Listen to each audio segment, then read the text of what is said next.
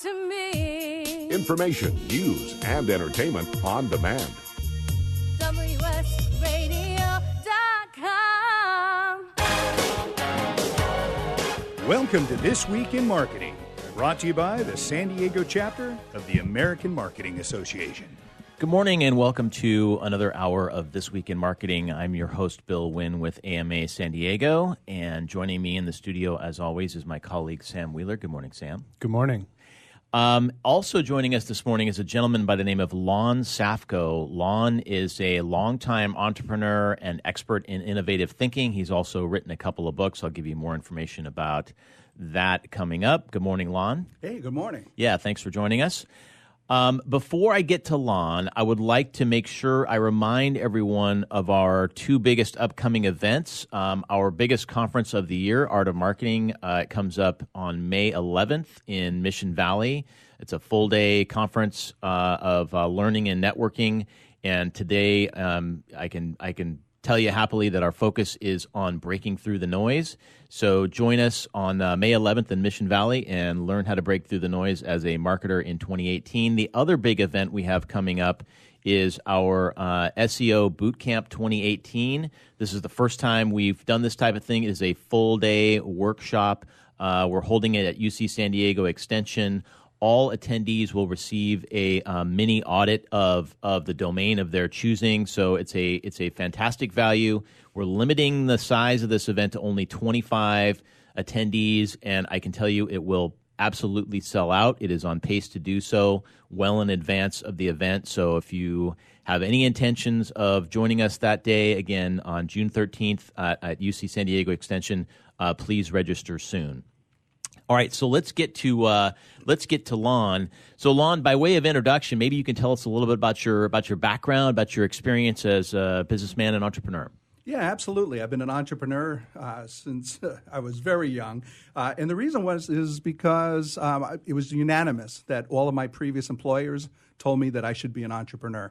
Does that mean you were unemployable? I was unemployable. Okay, absolutely. Been there. Yeah. So once I found my calling, I actually built 14 companies. Some of them were big successes. Some of them were huge failures. But it's been a heck of a lot of fun over the years. And you learn from failures just as well as successes, maybe more so, right? You know, they're not as lucrative, but they're a good learning experience. Yeah, you know, that's absolutely true. It's the failures that taught me much better lessons than the successes. The successes I took for granted because I'm so brilliant. I said, but if it's the failures that made me introspective about why I failed, and I learned much more. Mm-hmm. So you've written several books. Maybe you can walk our audience kind of through that journey, right? How those books came about at different points in time and kind of what the focus was on. Yeah, the first one was kind of unusual. Back in the early 2000s, I noticed that we were going to go into the largest home building phase in the history of the world. And, of course, somebody believed me. And when I pitched Pearson educational books, they said, you know, there might be something to it. And the book came out in about 2004, 2005. And we all know what happened to home building during that period. So it was a matter of noticing the trend and then actually getting out there and doing something about it. And then because of the success of that book in about 2005, I heard about something called Web 2.0. None of us could figure out what the heck it was, but we were all sure that it was a fad. It wasn't going to stick around. But I kind of believed that it would. Two-way communication between humans using the internet, I thought there was more to it. So I started preaching about it. And somebody said, you ought to write the Bible. So Pearson wouldn't touch it. So I went to John Wiley & Sons, and they said, yeah, we're interested. So I wrote an 850-page book. It's the largest book to date ever written on social media. But the cool thing was it hit number one within the first 4 days, and it's in three editions, 5 languages. And for a business book, it's amazing. It broke the $2 million mark. Right on. And what year was that? You published that? That came out in 2000 and don't tell me 8. Okay, 2008. Spring. And then following that, I think you did the Fusion Marketing Bible. Is that correct? Yeah. Back in 2013, when everybody was first getting on the bandwagon with social media and everybody was excited, I explained social media is going to implode. It's going to tank. And, of course, nobody believed it. So I came up with this marketing system, which is kind of a fun tool. You can use it yourself or with a team. And it fully integrates everything in social media to kind of squeeze every drop of success out of whatever you're doing online. And McGraw-Hill actually wanted to publish that one, so that one came out. It's called the Fusion Marketing Bible. Okay. And then now your latest book is called The Innovative Thinking Bible, right? So we've got 3 Bibles, right? You're one ahead of the actual big book with the Old Testament and New Testament, right? We've got Lon's three big chapters. Tell us about the Innovative Thinking Bible, how that came about. Well, I traveled around the world teaching top executive social media because everybody wanted to learn. Everything from Shanghai to Singapore to Mumbai to Vienna. And working with the groups, when I was all done teaching, it was like, wow, this entire group knows all the tools, knows how to use them. But what's going to differentiate them? What's going to make this company more successful than that, assuming that they all have the same tools? And then I realized it was innovation. And when I introduced that into the class, it was a huge success. Now, if you look around, you're going to see that that is the next trend. You're going to see the word innovation used everywhere in conferences because that's the only thing that differentiates us now that we understand the tools. And so back to your first book, not your first book, your second book, The Social Media Bible. To what degree would you say that's still relevant, right? Or has the landscape changed so much that it's really hard to put something like that on paper, and have it be relevant, 10 years later? Yeah, even though the book is starting to get a little bit old, it's in 3rd edition, so the last edition's not that old. But the content is really still valid because it's why does video work better than text? Why is YouTube important? Why is Facebook? So it's kind of more the psychology behind the technology.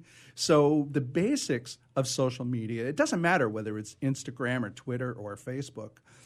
It's all about how do we use technology to communicate with other people. And you know what? That never changed, and it's never going to change. So, okay, so let's then start diving more into the concept of innovation. So what does innovation really mean, right, to an entrepreneur or to a brand? How should they think about innovation? Innovation is really what's going to separate you from everybody else. Innovation is also synonymous with the word creativity. And if you look at the successful brands that have been using social media over the last 10 years, they're using Twitter, they're using Facebook.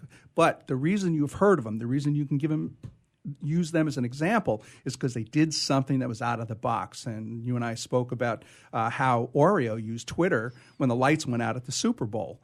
You can still dunk in the dark. That's absolutely brilliant. The people at Oreo were in the game, they were paying attention, and they got very creative when the pressure was on. And that's what set them aside from everybody else. So take the tools, but focus on how can you use those tools differently than everybody else. And one of the most important things is have fun with those tools. Yeah, and so one of the thing that you just described is not only innovation, but it's also agility, right? It's also reacting to a real world situation in real time in a creative way, right? So help people understand what is the difference between innovation and agility, right? Because there are ways to be innovative that aren't necessarily that real time reaction, right? Yeah, that's a really good point. You're absolutely right. Agility is important. The first thing with the Social Media Bible, the reason I wrote it is because I want everybody to have the tools to be innovative and creative. And that's really important for all of us. The agility part comes next. Once you practice, it's like riding a bicycle. It really is a learned kind of a skill to be innovative. So when it's time to hop on the bike and take off, that's where the agility comes in. Once you learn the tool of innovation and creativity, now you can apply it very quickly. The better you are, the more easily you can be agile. Okay, so we've got about 3 minutes left in this segment. Let's start talking then about how we go about creating a culture of innovation or building innovation into your brand, right? How does this come about? Is there a framework that marketers and other business people can use? Yeah, there actually is. And the most important thing is understanding who your customer is. I mean, that gets back to understanding your brand and who the demographic is. If you have a very young product, you're going to approach it much more differently than if you are going after baby boomers, say, for example. So if you look at some of the best brands out there, and I kind of like the younger brands because they're a little bit more edgy, because the younger audience is more tolerant of things that are not as mainstream. So identifying who your brand really is and really understanding the psychographics of your demographic, who's actually buying it, and then hitting them. I mean, one of the big trends, and I want you to watch this the next time you're watching television, every single commercial now, no image stays on the screen for more than 2 seconds. Now, if you try to pitch that 20 years ago, people would have had an epileptic fit trying to watch that. But now that's the norm because our attention spans have shortened so much that we really can't focus for much more than 2 or 3 seconds on an image. So watch that and you'll get a big grin. Well, a grin or a frown, right? Because as a guy approaching, old timer status, I don't necessarily love those quick edits, right? Those quick cuts that kind of, I don't know, that's kind of a little fatiguing to some people. But like you said, right, that younger demographic that represents all this buying power today and in the future may be driving that trend, right? Yeah, it's the millennials. There's no question about it. They are driving a lot of trends right now, and they're forcing us to think differently. And you're right. Most of the big corporations are like us. They're like me, over 60. But we have to change with the times, and that's part of understanding the psychographics of your demographic. Okay. Sam, did you want to add something Yeah, as a millennial? Yeah. I was just going to say, I think you see a lot of the quick images as well in a lot of the digital ads where you can skip them, right? Where brands have like 5 seconds to get their message out before somebody just goes next, right? So that's another example there where you got to put that message out real quick. Yeah, I think that's a good point. Okay, so we are talking with Lon Safko here, author of the Social Media Bible, the Fusion Marketing Bible, and his latest, the Innovative Thinking Bible. When we return from the break, we're going to get more in depth on the Innovative Thinking Bible and how to incorporate innovation into your brand. You're listening to This Week in Marketing on WSRadio.com.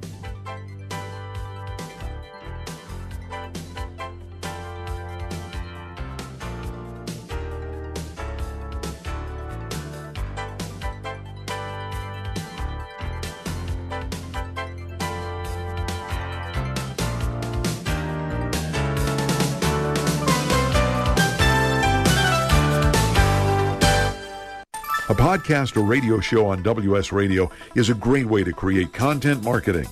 Turn prospects into customers into raving fans. Contact Wade at WSRadio.com or call 866-WS-RADIO. Hi, this is Rob Barnett, CEO and founder of VinVillage.com and the Wine and Dine Show on VinVillage Radio. Do you have a wine, event, product, or service to promote?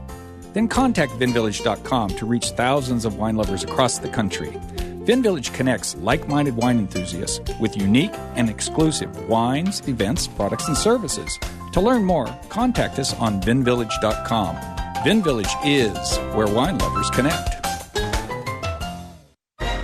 I raised $8,000 to build schools for South African children. After realizing how many people go hungry in San Diego, I now volunteer at a food pantry. I'm spending the next year doing volunteer projects across 3 countries and helping in ways they designate to be the most helpful. The WorldLink program at the Joan B. Kroc Institute for Peace and Justice recognizes the potential of youth as agents of social change. Learn how you can help youth become a generation of leaders in action at peace.sandiego.edu. One person has the power to change the world, impact millions of lives, and leave a legacy for lifetimes to come. That person is you. In the New York Times bestseller, What is Your What? Steve Olsher, award-winning author and founder of the Reinvention Workshop, reveals his proven process that has helped thousands of men and women discover, share, and monetize the one thing they were born to do. Grab your free copy now at www.whatisyourwhat.com/free. That's www.whatisyourwhat.com/free. Take a break from politics. Tune in and learn something. WS Radio shows are worth your time and are filled with tips and advice. Add us to your lunch routine and we'll give you a meal for your mind. You take your smartphone almost everywhere you go. Now WSRadio.com can be there too. Search WS Radio in the Play Store for your Android devices or iTunes for Apple and download the WS Radio application. WSRadio.com on your phone and in your ear everywhere you go. Download the WS Radio application. Do it now. It's very easy. WSRadio.com. Small businesses are the lifeblood of America's economy. Every Thursday, SBA Radio interviews industry professionals and is dedicated to provide small businesses with timely insights and innovations. Visit www.sbaradio.us for details. Talk to me. Information, news, and entertainment on demand. WSRadio.com.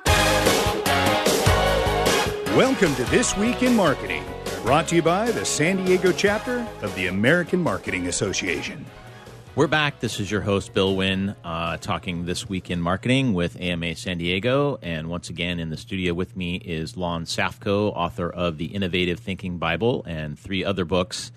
Lon, before the break, we were talking about innovative thinking, obviously, and you mentioned the word psychographics a couple times, which has been in the news a lot lately, thanks to our friends at Cambridge Analytica.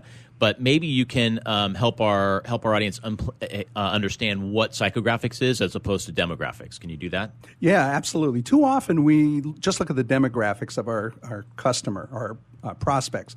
And I can tell you right now, whoever's listening right now, your demographic is everybody between the ages of 21 and 54 years old with a combined annual income of $120,000 with 2.3 kids living roughly 22 miles from their work.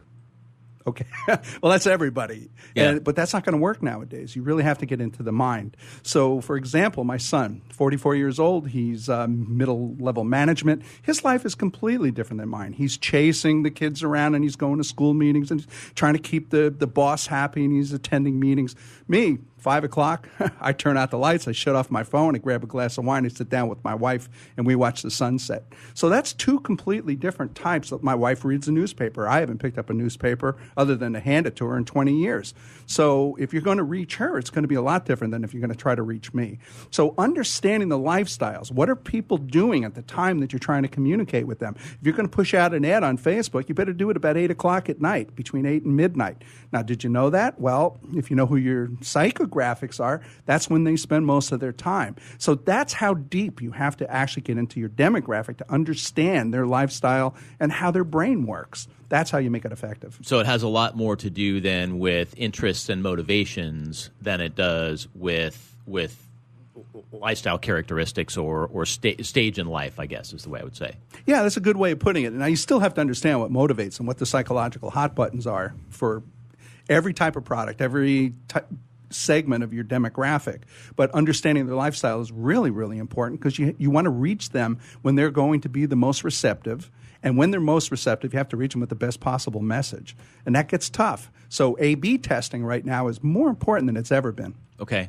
So one of the things you've written about and we've talked about that I think is really interesting is that if you're trying to be an innovator, if you're trying to innovate, one of the things you're kind of battling against is your own brain, right? Your own human nature. How does that work? How is it that innovative thinking and innovation doesn't necessarily come as naturally as we would like? Yeah, everybody at 5 years old, there was a recent study, and 100% of 5-year-olds said that they consider themselves very innovative.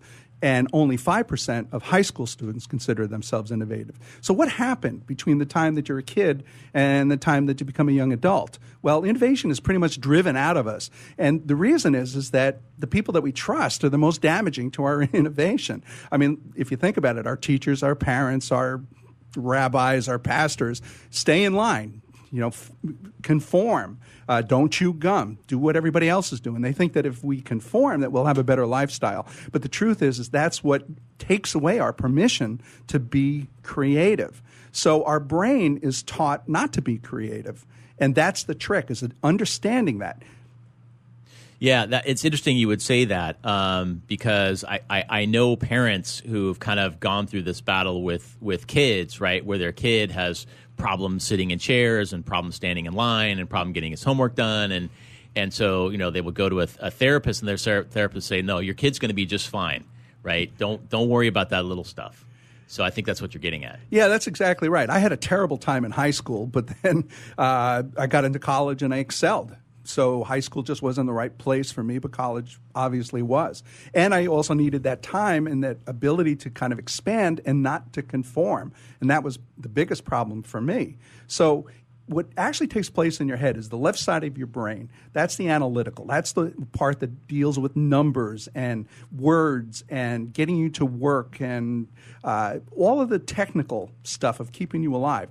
Right side of your brain is really where most of the creativity happens. Now, it's not all exclusive. Of course, both parts of the brain is used, but primarily the right side is the creative side. That deals with images and concepts and ideas. So the left side is the one that keeps you going every day. It keeps you from falling down the stairs. It allows you to drive your car. But when the creative ideas come into the right side of your brain, you have to allow them to be communicated to your consciousness. And that's where most of us fail. Okay, so you're starting to head down the road of your 3 C's that I know you've written about, right? So this is a framework for I think promoting and executing on the idea of innovative thinking, right? So can you help our listeners understand that framework? Yeah, absolutely. One of the things that I'd like your listeners to do is go on the internet and just type in illusions. Take a look at some of these 3D illusions, and we've all seen them. They've been around for decades. The reason they're illusions is because our brain tries to lock onto a pattern, tries to match something that you've previously seen. If you're trying to be creative and innovative, you've never seen that solution before. So the left brain is going to lock onto a pattern. It's going to force you from actually seeing a brand new idea or a brand new solution. So what I recommend to people who want to learn how to be more creative and more innovative is the 3 C's. It's collect, calculate, and communicate. Collect. That means define whatever the problem is as completely as you can. You can use the 5 W's. We can talk more about that. But define it in every way possible, because the better you understand what the problem is and all of its components, the more your subconscious will identify what pieces are necessary to solve it. And then it's calculate. You have to give your brain a little bit of time to put those pieces together, your subconscious. Now, here's the most important part, is communicate. Too often, we've got our iPhones blasting or we've got constant distraction. Put your smartphone down. Turn off the noise and listen to what your subconscious has to say, because probably the solution to your biggest problem is already waiting for you. And okay, so let's talk a little bit more about the collection phase, right? The 5 W's. How can people make sure they've thoroughly explored a problem needing a solution? It's look around. It's familiarize yourself with whatever problem you're trying to solve. And by the way, it doesn't have to be a problem. My books and my inventions in the Smithsonian weren't necessarily a problem. They were more, what if? What if I did this? So what you do is, I like the 5 W's, and I don't know if everybody's familiar with it. That's the who, what, where, when, why, and of course, you got to throw in the H, the how. And that was actually developed back in the late 1800s by the New York Times, when they sent these 10, 11-year-olds into the neighborhoods to develop stories. If you can answer those 5 W's, you have a really good understanding of what that story is. It's going to be a complete thought. So apply that to your problem. Who does it affect? When does it happen? How can we make it different? So you keep collecting and be, well, you heard of nosy, be eyesy. Look around, because it's the solution is probably right around you. Don't look in your industry, by the way. Don't look in your industry. If the solution was in your industry, you would have already heard about it. And if you like, we'll talk about Henry Ford, how he invented the assembly line by doing that. Sure, yeah.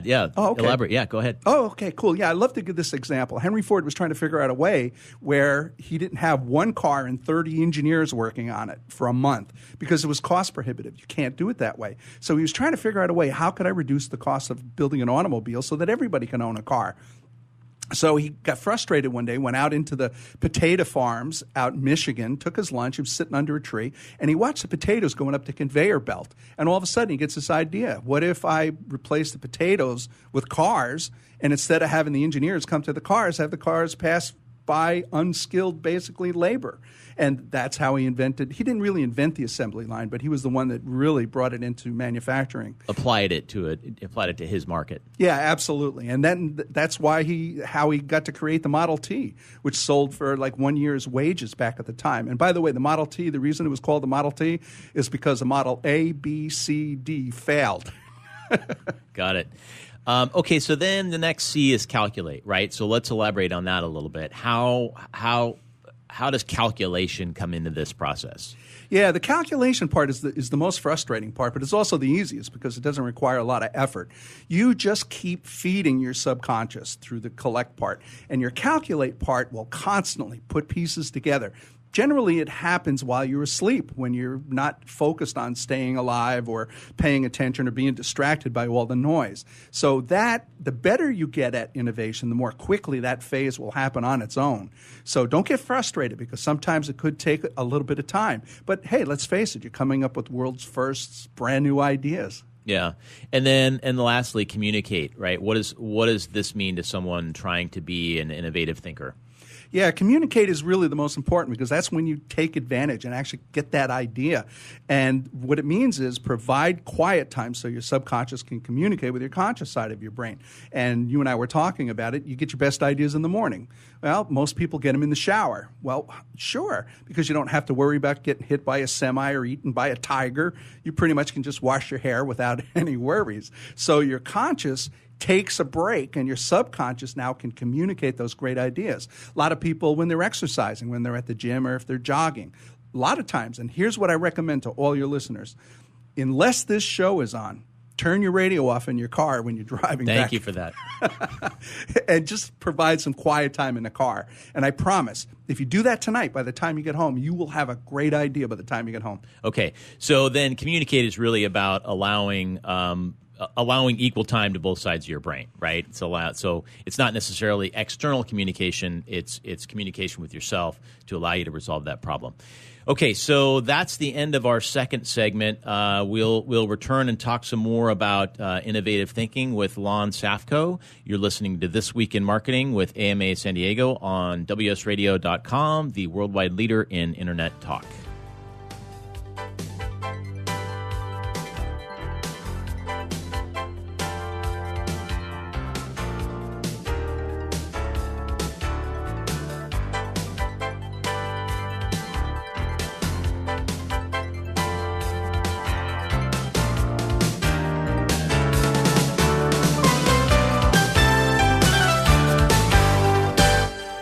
Securing Our eCity Foundation is a nonprofit organization focused on cybersecurity awareness and education. Formed in 2011, their mission is to enable every San Diegan to live, work, and play safely in the cyber world. For more information, visit securingourecity.org or call 619-630-2444. securingourecity.org, 619-630-2444. securingourecity.org. Tired of presentations with no impact, no inspiration, and no traction? Do dull speakers have you and your team disengaged and distracted by smartphones? Christopher McAuliffe brings energy, insights, and 2 decades of experience, delivered with punch, humor, and heart. Your team will leave energized, uplifted, and with a sense of purpose. Visit ChristopherMcAuliffe.com to bring some heat to your next speaking engagement. McAuliffe. ChristopherMcAuliffe.com. Take a break from politics. Tune in and learn something. WS Radio shows are worth your time and are filled with tips and advice. Add us to your lunch routine, and we'll give you a meal for your mind. Kinja Dixon was crowned the #1 sales executive through hard work, deep thinking, and the revelation of Universal Talk Laws. He now wants to share these lessons with you. Universal Talk Laws are what you need to know and use in business and at home to have successful and effective conversations. Kinja Dixon shares his wisdom, action plans, and wealth. Each book comes with a chance to win $10,000. Find Universal Talk Laws at KinjaDixon.com. Do you want to be a professional coach? Are you in business trying to make a real difference with people you manage or work with? Have you started a coaching practice that isn't quite getting off the ground? Get the skills you need to be a successful coach today with the Coaches Training Program from Accomplishment Coaching. The Coaches Training Program will show you how to help others focus and be more fulfilled. Whether you want to improve your company's bottom line or create a thriving coaching practice, Accomplishment Coaching can give you the distinctions and practices you need to coach others effectively today. Accomplishment Coaching has spent 6 years developing a cutting-edge coaches training program that will have you ready to coach people professionally in just 12 months, and you don't have to take time off work to do it. To find out more about the coaches training program, just call 1-888-548-6813. That's 1-888-548-6813. Small businesses are the lifeblood of America's economy. Every Thursday, SBA Radio interviews industry professionals and is dedicated to provide small businesses with timely insights and innovations. Visit www.sbaradio.us for details. Talk to me. Information, news, and entertainment on demand. WSRadio.com. Welcome to This Week in Marketing, brought to you by the San Diego chapter of the American Marketing Association. Welcome back. This is your host, Bill Wynn with AMA San Diego. Before we get back to our expert in innovative thinking, Lon Safko, I want to remind folks about our two big upcoming events. The 2018 Art of Marketing Conference, May 11th in Mission Valley. That's a full-day conference of learning and networking. You can learn more at sdama.org. And then also our SEO Bootcamp 2018 on June 13th at UC San Diego Extension. Not far from here, will be sold out. I can assure you. There's only 25 seats, and there's 2 months left till the event, but many have already sold. So if you intend to join us that day, please don't delay in registering. Again, learn more at sdama.org.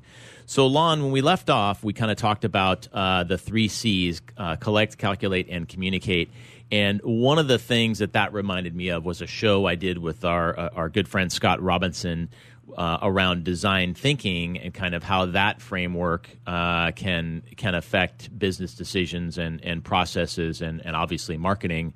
But you know, one of the stories that Scott related to me was, you know, how would your brain process differently an instruction to invent a new pair of scissors versus invent something that cuts paper, right? The vagueness of that second request could lead you in all kinds of places that the first request is not likely to, right? So how in your mind does innovative thinking relate to design thinking? Yeah, and I love that you brought the two of those together, and you're absolutely right. I mean, look at that thing that has like a little razor in it, and it's a square, and you just zip it through the paper. That's a great way to cut paper, and there's no moving parts. It's just got a little razor. That somebody asked that question, how do we cut paper, instead of how do you improve on scissors? And you're absolutely right. Our left brain locks on immediately because the quicker that we can lock on to previous experiences, the more chance we have of surviving. So say, for example, you're on the edge of a curb and you see a large metal rectangle approaching you very quickly and it's getting larger. Well, it's probably a bus. Don't step off the curb. So our brain makes assumptions. Believe it or not, 90% of all the information that we process is done automatically without us even knowing about it. And the reason that we succeed at that is because it draws on previous experience. So yeah, that's a really great point. If you talk about improving on a pair of scissors, you're going to start with a pair of scissors, and your brain is going to lock in on it, and you will not be open to other ideas. But by saying, how do I create something that cuts paper, it eliminates locking onto the previously known image and it opens up possibilities like that little zip sizz or whatever it's called. Yeah, I couldn't tell you, but I know what you're talking about. Yeah, so it sounds like this framework is really about recognizing the shortcomings of the human brain, right, and the kind of the functions of those different sides, and how to let both sides have equal time in that decision-making process and in that creativity, right? Yeah, that's exactly right, because our brain's going to work together whether we like it or not. Now, not everybody's does, of course. They don't work at all. But yeah, 90% is automatic. That's the cool thing. So if you understand what the shortcomings are, how your brain is tricking you from seeing the solution by looking at different types of illusions and understanding that, you're going to be more aware of not allowing that to happen. And the way you frame the question, the way you just did, cutting paper versus improving scissors, no question about it. And if you use that 5W thing, it really does work because it forces you to get so into the details that it makes you look at things a little bit differently than you might have otherwise. Yeah. So obviously, as marketers here in this room, right, we're focused on, okay, how can I utilize this framework to help me in marketing? Maybe if you can tie it to the social media world for us, right, and help our listeners understand kind of, so many people have spent a lot of time and energy and budget on social media.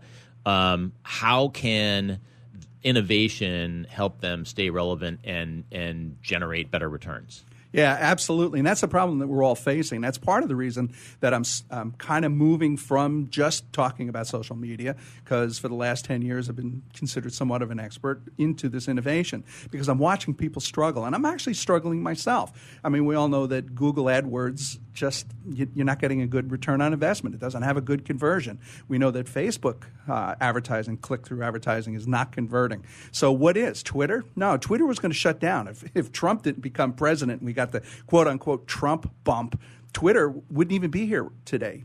So what really is working? Well, that's part of the problem. And so you got to understand your psychographics and demographics.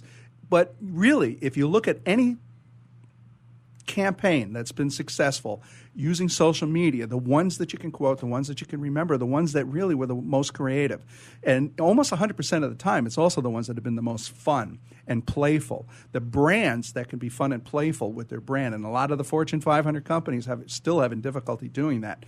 Again, I'll use that Oreo example. It's owned by Kraft. Kraft owns 183 products. So being playful with a brand that they've spent 100 years building is difficult. But those are the ones that we remember, the ones that are most innovative. So, like in that case, how give me an understanding of kind of how it's possible. You're probably not on the inside of that decision-making process at Kraft and at Oreo, right? But how does a brand go about ensuring that innovation is kind of part of their mindset, right? How does a brand build innovation into their culture? Well, unfortunately, most brands don't. And let me go back to the typical Fortune 500, Fortune 1000 companies. They really, for the most part, don't want innovation within the organization, because it's like we talked earlier. I didn't fit in very much because I was always trying to do things differently and second-guessing everything.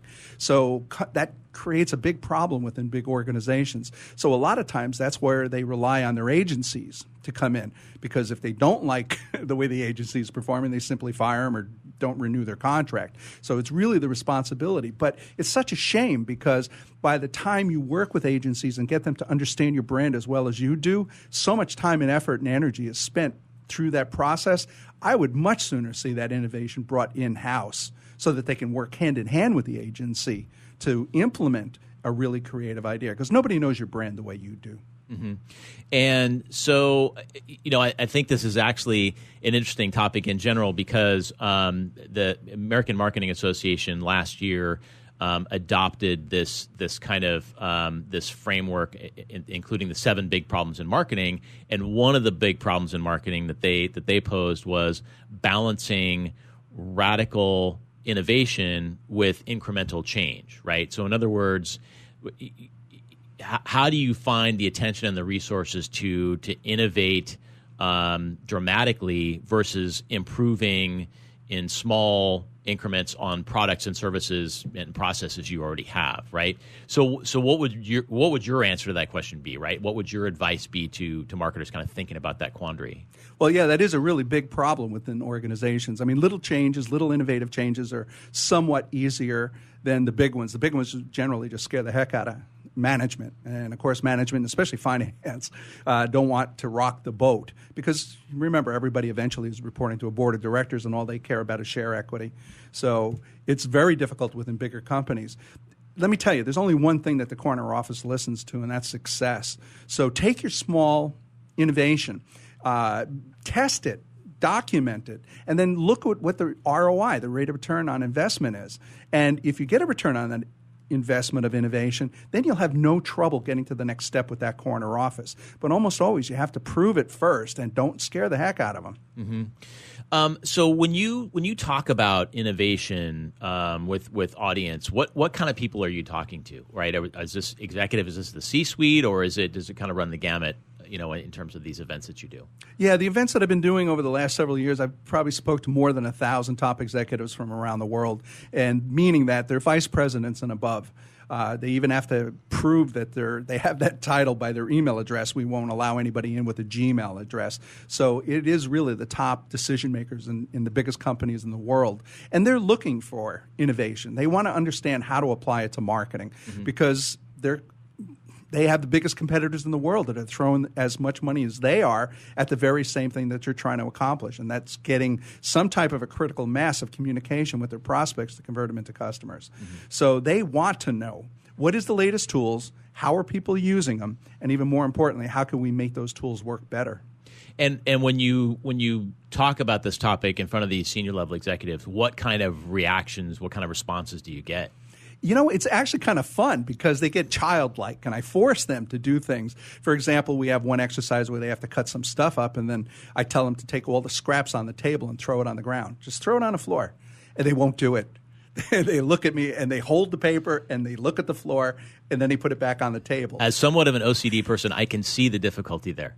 Absolutely. It's really funny. India, forget it. It's never going to happen. Asia's a little bit easier. America's pretty easy. They trust me almost immediately, and then they start throwing it at me. Sure. That's a lot of fun. But that actually is the trick, is to get them out of that mindset of conformity and get them into that childlike mindset so that they can be playful, because the best ideas come to you when you're being playful. Mm-hmm. And I guess what I want to get into here, and I don't think we have enough time here to fully cover it, right? We've only got 45 seconds left here, is what, to your knowledge, once you have this discussion with these senior executives, what do they do with this information, right? Can you see that they've gone back and implemented it? Do they report back to you? What happens next? Sometimes they do. Sometimes they apply it. But I'll be honest with you, most of the time they're afraid of it. They get it. They're excited. They leave. We get standing ovations. We get tears and hugs. But when they go back to their office, they're really afraid, or they just don't know where to begin. So I do try to follow up and try to help. The ones that really take it to heart, I see a lot of change. Okay, so let's stop there. When we come back for our final segment, we'll wrap here with Lon Safko. You're listening to This Week in Marketing with AMA San Diego.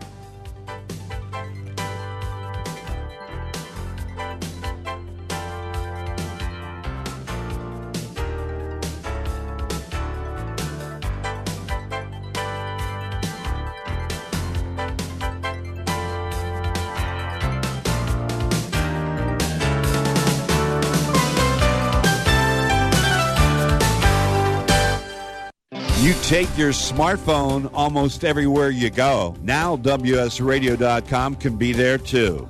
Search WS Radio in the Play Store for your Android devices or iTunes for Apple, and download the WS Radio application. WSRadio.com, on your phone and in your ear everywhere you go. Download the WS Radio application. Do it now. It's very easy. WSRadio.com. On the internet, your business's reputation can be unjustly destroyed in an instant. Don't wait for that to happen. Building and marketing your 5-star reputation can increase your business by as much as 19%. Take control of your reputation and have the 5-star reputation you deserve with Reputation Marketing Solutions by DSI Development. Become the go-to company by visiting 5starrepmarketing.com. The number 5starrepmarketing.com. Nowadays, internet devices are an integral part of your home. Everyone in your family has a smartphone, tablet, or a computer. Life is easier knowing that all your devices are secured and your family can surf the internet carefree. ESET Multi-Device Security Pack does just that. One license for all your devices. With ESET, it's simple to stay protected and save money. Enjoy safer technology with ESET Multi-Device Security Pack at ESET.com. That's ESET.com. You may have heard me brag about Progressive Medical Center and just how much they've helped me with my health. And Dr. Goley, one thing that you have helped so many people with is migraines. Unfortunately, there are millions and millions of Americans who are suffering with migraines and headaches, and they're debilitating because it affects the quality of their life, and they cannot function properly. At Progressive, we get to the root cause because we understand that migraines could be caused by nutritional deficiencies, hormonal imbalances, believe it or not, delayed food sensitivities. And once we determine what the real reason is, we put a plan of action together with medication that we get them off slowly, and we put them on an all-natural approach, and the results are amazing. Incredible. I mean, there's so many people that can say they don't live their lives with migraines anymore thanks to Progressive Medical Center. And that's what's exciting and rewarding to us as physicians, because we help our patients take control of their health, and that's why they're living well. Why don't you get a hold of Progressive Medical Center today? Don't live in pain. Don't have migraines anymore. Just go to their website, progressivemedicalcenter.com. This is your life. Live it well. Did you know the majority of radio listeners are between the ages of 35 and 54, have a household income of more than $100,000, are classified as executives or professionals, and share the show they listen to? Become part of the Peggy Smedley Show to reach listeners looking for information on connected devices through cost-effective radio commercials or segment sponsorships. Contact us at 630-933-0844 for more information, or visit PeggySmedleyShow.com. Talk to me. Information, news, and entertainment on demand. WSRadio.com. Welcome to This Week in Marketing, brought to you by the San Diego chapter of the American Marketing Association. Welcome back. This is your host, Bill Wynn with AMA San Diego. We're talking innovative thinking with Lon Safko here. And Lon, when we left off, we were kind of talking about how you talk about this concept with executives and kind of what they do with it. What parts of a business does this concept help? Right? Is it limited to marketing, or is it something that can innovative thinking benefit the entire business? And I hope I know the answer, but go ahead and tell our audience. Well, I'm going to say entire business, but you also know that is like the worst thing that you can do if you're putting together a business plan. It doesn't apply to everybody, even though the entrepreneur always believes that it does. But actually, I have seen that. I mean, if you look at, first of all, my passion is marketing, marketing communications. And that's what I've been doing most of my career. So innovation, of course, is very important there. That's how you communicate to your prospects. That's how you convert them into customers. But then if you look at some of the audience, some of the people that I teach this to, and we mentioned it earlier, you got vice presidents of finance. Well, let me tell you, that's tough to teach somebody with a financial background to be innovative. Usually that leads to jail time. So, but it does apply. You know, how are you more innovative about how you sell? You know, how do you increase profits? It's also important to the CEOs. CEOs have to answer to the board of directors, which ultimately answer to the shareholders, and they have a responsibility to increase their business, increase the profits, decrease overhead. So they want to be innovative. And then you can get right down to the manufacturing line. How can they do a better job? We talked about Henry Ford. I mean, that's right in the grassroots. That's all the way down to the unskilled labor. So really, it does apply to everybody. The process applies. How you use that tool is going to be a little bit different, but it applies to everyone. Okay.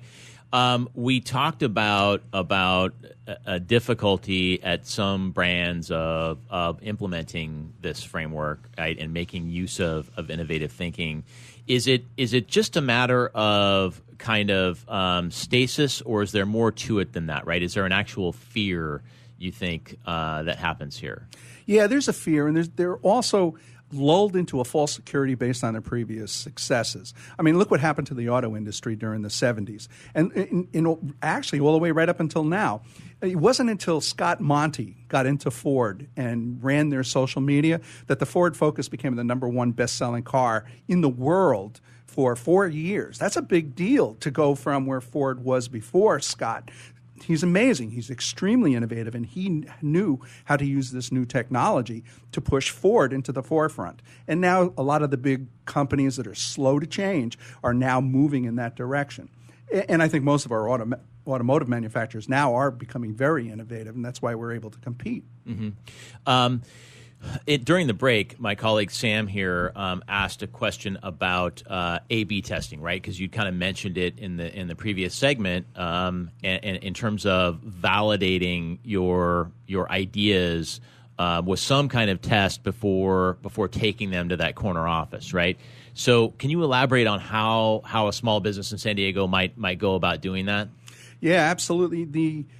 You have to A/B test. You have to test everything because nowadays, everything is really expensive. I mean, I remember when I was first doing Google AdWords, my clicks were 4 cents. Then they jumped to 25 cents, and I couldn't believe it. Now, if I can get it under $5, I'm excited. So budgets will burn up very quickly if you're wasting them and not being effective. A/B testing, for those who may not be aware of that just means create 2 semi-identical campaigns. Change only one thing, push them both out there, and then watch what the performance is.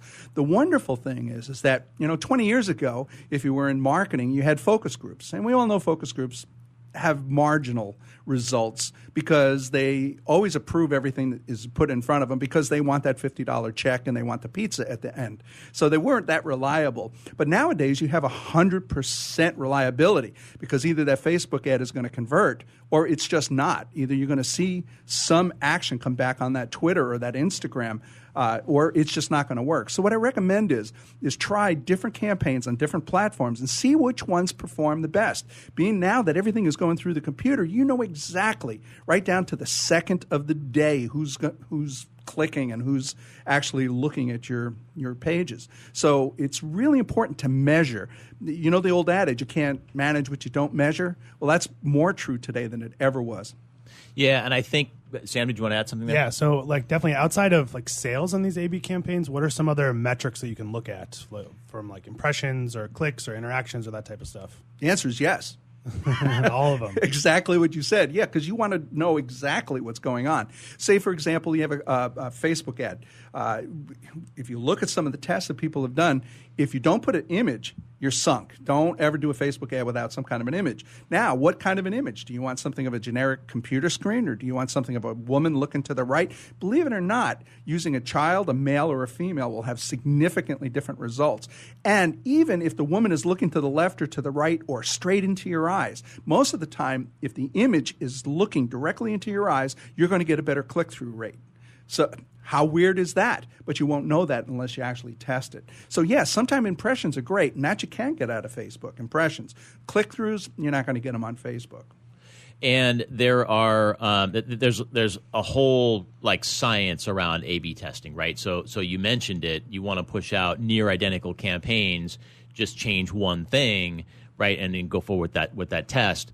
But then the next thing you do is once you've got a winner of that test is find something else to test, right?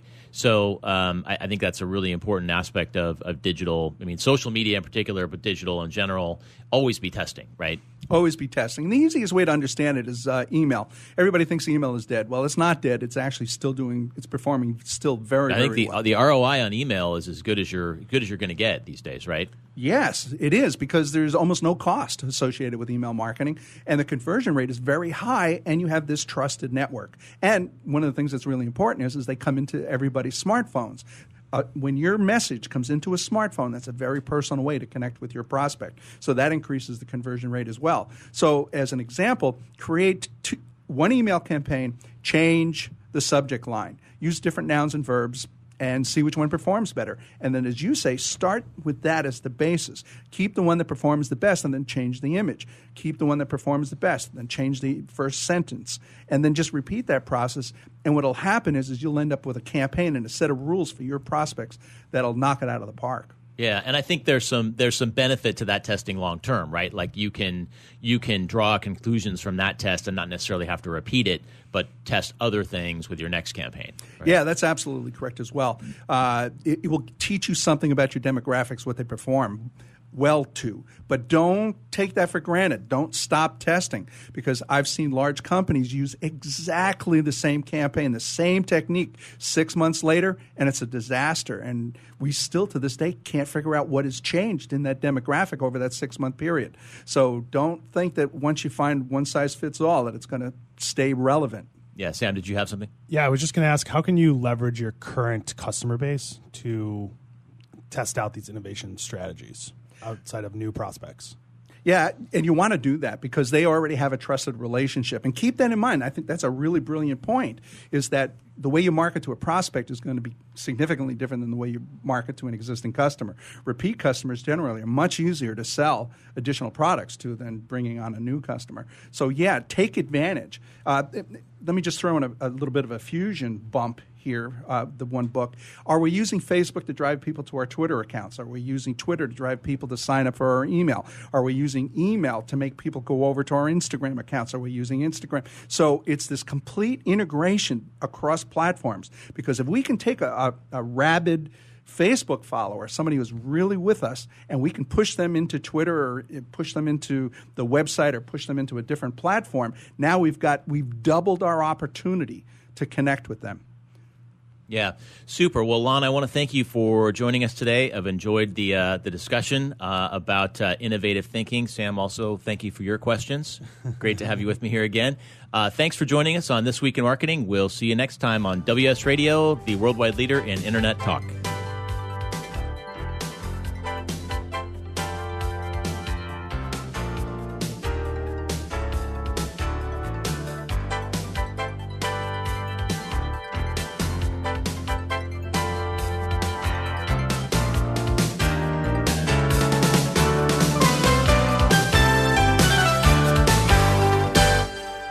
Securing Our eCity Foundation is a nonprofit organization focused on cybersecurity awareness and education. Formed in 2011, their mission is to enable every San Diegan to live, work, and play safely in the cyber world. For more information, visit securingourecity.org or call 619-630-2444. securingourecity.org, 619-630-2444. securingourecity.org. Do you want to be a professional coach? Are you in business trying to make a real difference with people you manage or work with? Have you started a coaching practice that isn't quite getting off the ground? Get the skills you need to be a successful coach today with the Coaches Training Program from Accomplishment Coaching. The Coaches Training Program will show you how to help others focus and be more fulfilled. Whether you want to improve your company's bottom line or create a thriving coaching practice, Accomplishment Coaching can give you the distinctions and practices you need to coach others effectively today. Accomplishment Coaching has spent 6 years developing a cutting-edge coaches training program that will have you ready to coach people professionally in just 12 months, and you don't have to take time off work to do it. To find out more about the Coaches Training Program, just call 1-888-548-6813. That's 1-888-548-6813. Tired of presentations with no impact, no inspiration, and no traction? Do dull speakers have you and your team disengaged and distracted by smartphones? Christopher McAuliffe brings energy, insights, and 2 decades of experience, delivered with punch, humor, and heart. Your team will leave energized, uplifted, and with a sense of purpose. Visit ChristopherMcAuliffe.com to bring some heat to your next speaking engagement. McAuliffe. ChristopherMcAuliffe.com. Looking to be a successful entrepreneur? The virtual assistant industry continues to be a top choice for those looking to start their own business. The problem can be how to become a virtual assistant. Many turn to the Bible of the VA industry, the book Virtual Assistant the Series, and it's the perfect guide for office managers, executive assistants, and other administrative professionals looking to make the transition from employee to successful business owner. Go to vatheseries.com to get your copy today. Hi, Scale listener. This is David Finkel, co-host with Jeff Hoffman of Scale Your Business. I wanted to let you know that our newest book, Scale, was just released, and to encourage you to get your copy. The book will give you 7 proven principles to grow your business and get your life back. Scale will help you work less by getting your business to produce more. Get your copy online or at your local bookseller. For more information, visit us online at scaleyourbusinesstoolkit.com.